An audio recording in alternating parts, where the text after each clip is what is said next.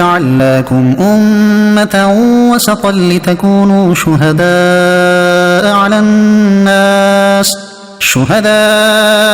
الناس ويكون الرسول عليكم شهيدا وما جعلنا القبلة التي كنت عليها إلا لنعلم من يتبع الرسول ممن ينقلب على عقبيه وإن كانت لكبيرة إلا على الذين هدى الله وما كان الله ليضيع إيمانكم إن الله بالناس لرؤوف رحيم۔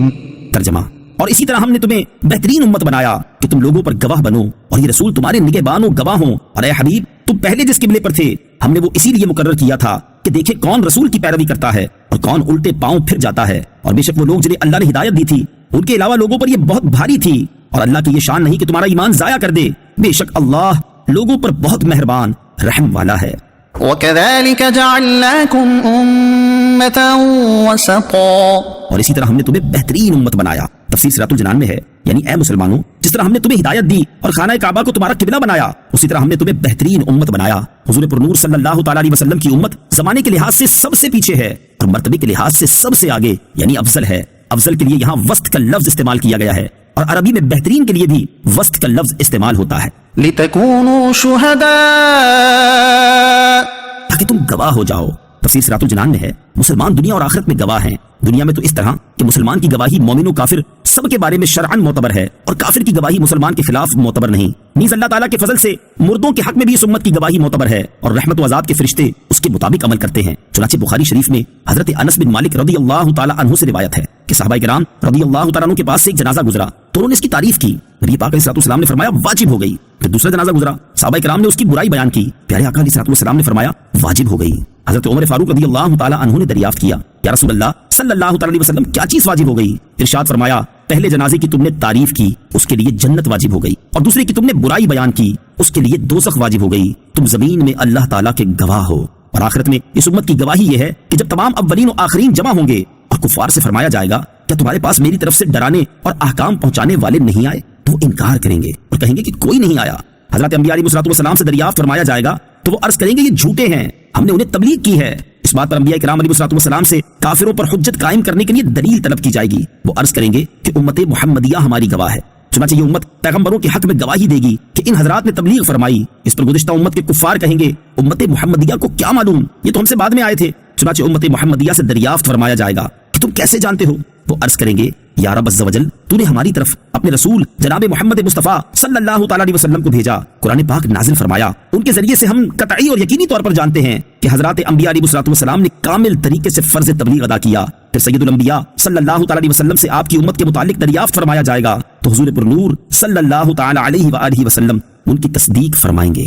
زبان کی احتیاط نہ کرنے کا نقصان۔ یہاں یہ بات یاد رہے کہ تمام گواہیاں امت کے صالحین اور اہل صدق حضرات کے ساتھ خاص ہیں، اور ان کے معتبر ہونے کے لیے زبان کی نگہداشت شرط ہے۔ جو لوگ زبان کی احتیاط نہیں کرتے اور بے جا خلاف شرع کلمات ان کی زبان سے نکلتے ہیں اور ناحق لعنت کرتے ہیں، صحیح حدیثوں کے مطابق روز قیامت نہ وہ شفاعت کریں گے اور نہ وہ گواہ ہوں گے۔ وَيَكُونَ الرَّسُولُ عَلَيْكُمْ شَهِيدًا، رسول تم پر گواہ ہوں گے۔ تفسیر سورۃ الجنان میں ہے، علامہ اسماعیل حقی رحمۃ اللہ تعالی فرماتے ہیں حضور پر نور صلی اللہ تعالیٰ علیہ وسلم کی گواہی یہ ہے کہ آپ ہر ایک کے دینی رتبے اور اس کے دین کی حقیقت پر مطلع ہیں۔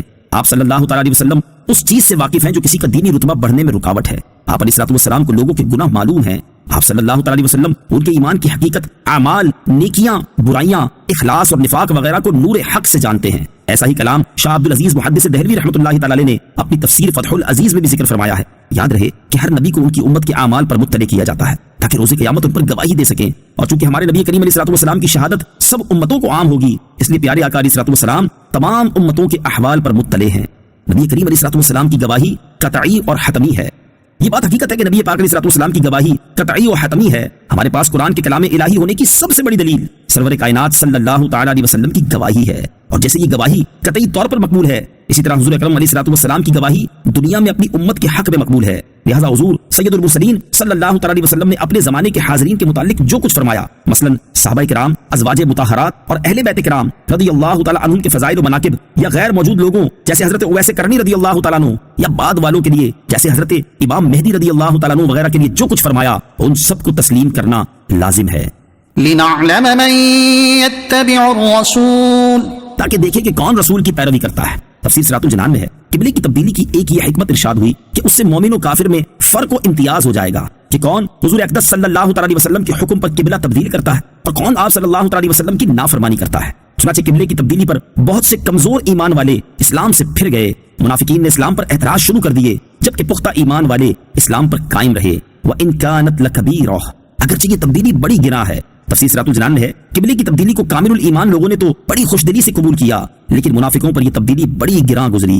منافقت کی علامت، اس سے معلوم ہوا کہ اللہ تعالیٰ کا حکم معلوم ہونے کے بعد قبول کرنے سے دل میں تنگی محسوس کرنا منافقت کی علامت ہے۔ ہمارے معاشرے میں بھی لوگوں کی ایک تعداد ایسی ہے جن میں یہ مرض بڑی شدت اختیار کیے ہوئے ہے، اور اسی مرض کی وجہ سے اللہ تعالیٰ کے احکام پر عمل کرنا ان کے لیے بہت دشوار ہو چکا ہے۔ حالانکہ کامل مسلمان کی شان تو یہ ہے کہ جب اسے اللہ تعالیٰ کا کوئی حکم معلوم ہو جائے تو وہ اس کے سامنے سر تسلیم خم کر دے اور اپنے نفس سے اٹھنے والی وہ آواز وہیں دبا دے جو اللہ تعالیٰ کے حکم پر عمل کرنے کے معاملے میں اسے روک رہی ہو یا اس کے دل میں تنگی پیدا کر رہی ہو۔ اللہ تعالیٰ مسلمانوں کو ہدایت عطا فرمائے۔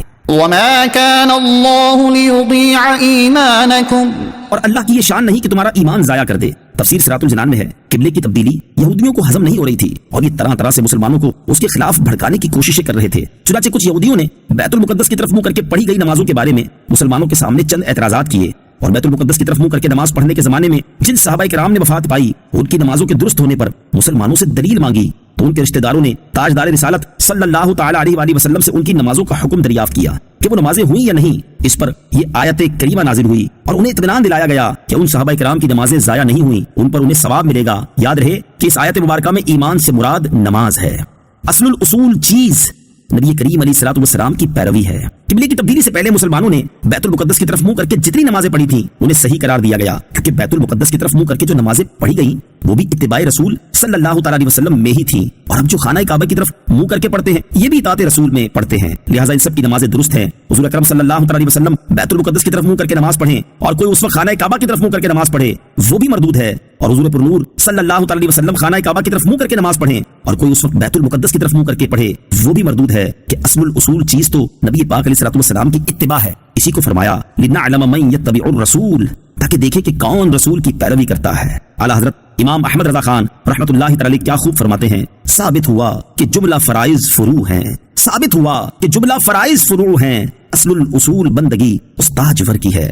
نماز کی اہمیت، اس آیت سے معلوم ہوا کہ نماز کی بہت اہمیت ہے، کہ قرآن میں اسے ایمان فرمایا گیا ہے کیونکہ اسے ادا کرنا اور با جماعت پڑھنا کامل ایمان کی دلیل ہے۔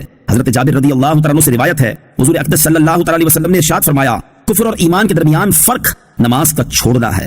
حضرت بریدہ رضی اللہ تعالیٰ عنہ سے روایت ہے نبی اکرم صلی اللہ تعالی علیہ وسلم نے ارشاد فرمایا ہمارے اور ان کافروں کے درمیان عہد نماز ہی ہے، جس نے اسے چھوڑا تو اس نے کفر کیا۔ حضرت ابو سعید خدری رضی اللہ تعالیٰ عنہ سے روایت ہے نبی کریم صلی اللہ تعالی علیہ وسلم نے ارشاد فرمایا اسلام کی نشانی نماز ہے، تو جس نے نماز کے لیے دل کو فارغ کیا اور نماز کے تمام ارکان و شرائط اس کے وقت اور اس کی سنتوں کے ساتھ اس پر مداومت کی تو وہ کامل مومن ہے۔